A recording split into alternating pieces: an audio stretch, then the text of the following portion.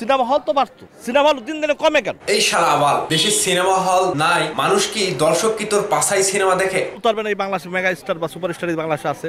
টাকলা ইকবাল বলছে শাকিব খান যদি এত বড় মেগাস্টার হতো তাহলে দেশে এই 60টা 65টা সিনেমা হল কেন? দেশে সিনেমা হল নাই কেন? তোর পাশাটা কি সিনেমা হল হয়ে গেছে? তোর মানে মাথার তারগুলা কেটে গিয়েছে অনেক আগেই। আজকে আবার দ্বিতীয়বার জানলাম যে তুই একেবারে পথের পাগলে রূপান্তরিত হয়েছিস। বর্তমানে বরবাদ সিনেমাটি নিয়ে মেগাস্টার শাকিব খানকে নিয়ে তিনি আবারও একের পর এক উচ্চ বিচ্চ বিভিন্ন রকমের নোংরামি শুরু করেছে। আসলে টাকলা ইকবালকে নিয়ে কথা বলার রুচি আমাদের কখনোই থাকে না, কিন্তু তিনি যে এমন এমন কথা বলে সেই কথার উত্তর না দিয়েও থাকতে পারি না। সাকিবিয়ানরা আপনারা দেখেছেন বরবাদ সিনেমাটি নিয়ে কত কিছুই না ঘটে গিয়েছে। বরবাদ বাংলাদেশের এমন কোনো জায়গাতে চলেনি, মানে বাদ নেই চলতে, যেখানে দর্শকরা দেখেনি। আজকে বাংলাদেশে 18 কোটি 20 কোটি মানুষ, এই মানুষগুলো যদি সিনেমা হল নাই থাকে তাহলে সিনেমা কোথায় দেখে? আমার প্রশ্ন হচ্ছে এই জায়গাতে, আর বাংলাদেশের মেগাস্টার শাকিব খান যদি না হয় তাহলে বাংলাদেশে কোন নায়ক রয়েছে যার সিনেমা দেখার জন্য দর্শকরা উপচে পড়া ভিড় বাঁধায়, সিনেমা হলে গিয়ে লাইন ধরে দাঁড়িয়ে থাকে? আর এই যে টাকলা ইকবাল, এই শালা মূর্খ একটা বেটা, এরে নিয়ে কথা বলতে বলতে বলতে আমাদের মানে মুখে একেবারে ফেনা উঠে যায়। কিন্তু এই শালা এতটাই খারাপ, একে যত নোংরাভাবে কথা বলি, যত খারাপভাবে কথা বলি, এ কখনোই মানে কথা শোনার মানুষ না।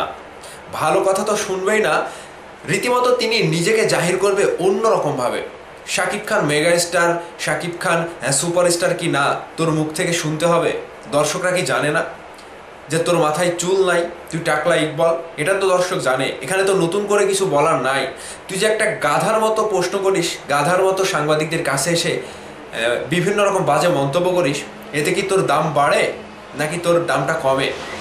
মানে তোর জ্বালাটা কোথায় আমি বুঝি না। শুধুমাত্র শাকিব খানকে নিয়ে জ্বালা, শাকিব খানের সিনেমা নিয়ে জ্বালা।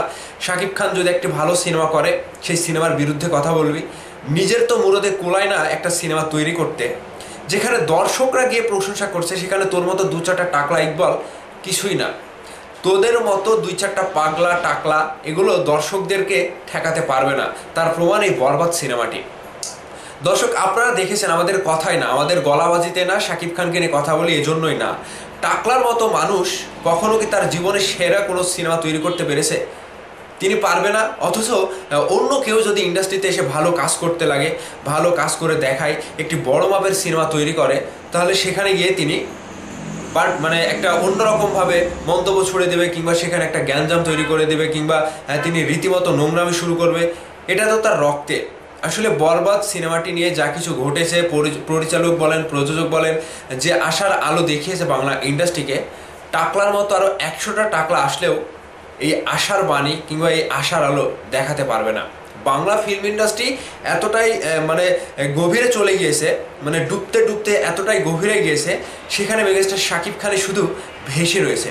আর শাকিব খানের হাত ধরে কিন্তু বাংলা ইন্ডাস্ট্রি এখনও পর্যন্ত দাঁড়িয়ে রয়েছে। আর বাংলাদেশের দর্শকরা এখন বলতে পারে যে আমরা পাশের দেশের কলকাতা ইন্ডাস্ট্রির কিংবা কলকাতার থেকেও যে তামিলনাড়ু রয়েছে, বলিউড রয়েছে, সেই সকল ইন্ডাস্ট্রির সাথে এখন টেক্কা দিয়ে আমাদের সিনেমাগুলো আমরা দেখতে পারছি, কিংবা আমাদের ইন্ডাস্ট্রি সেই সকল ইন্ডাস্ট্রির সাথে টেক্কা দিয়ে মাথা উঁচু করে দাঁড়াতে পারছে শুধুমাত্র মেগাস্টার শাকিব খানের কারণে। আর এই সকল যে সকল টাকলা রয়েছে, পাগলা রয়েছে, বান্দর রয়েছে, এদের কারণে ইন্ডাস্ট্রি দিনের পর দিন ডুবে যাচ্ছে। একটা এফডিসি থেকে ভালো সিনেমা নির্মাণ করা কখনোই সম্ভব না। যদি বাহির থেকে কোনো প্রযোজক না আসে, এফডিসি থেকে একটা কুত্তার বাচ্চাও ভালো সিনেমা তৈরি করতে পারবে না। শুধু এই টাকলার মতো গলাবাজি করবে আর আজীবন মানুষের পা চেটে যাবে। এটাই হচ্ছে এদের মূল লক্ষ্য। তো শাকিব খান মেগাস্টার কি না, শাকিব খান সুপারস্টার কি না, এটা বাংলার দর্শক বিচার করবে। তোদের মতো টাকলা পাগলা এদের কথায় কোনো দর্শকের যায় আসে না, বাংলার মানুষের সাকিবিয়ানদের যায় আসে না। শাকিব খানের কোনো তো যায় আসবেই না। তোর মতো কুত্তাকে আগেই শাকিব খান বের করে দিয়েছে, সেটা দর্শক জানে। ভিউয়ার্স, আপনাদের মতামত টাকলা ইকবালকে নিয়ে কমেন্ট বক্সে জানিয়ে দেবেন। ভালো থাকবেন, ধন্যবাদ সম্পূর্ণ ভিডিওটি দেখার জন্য।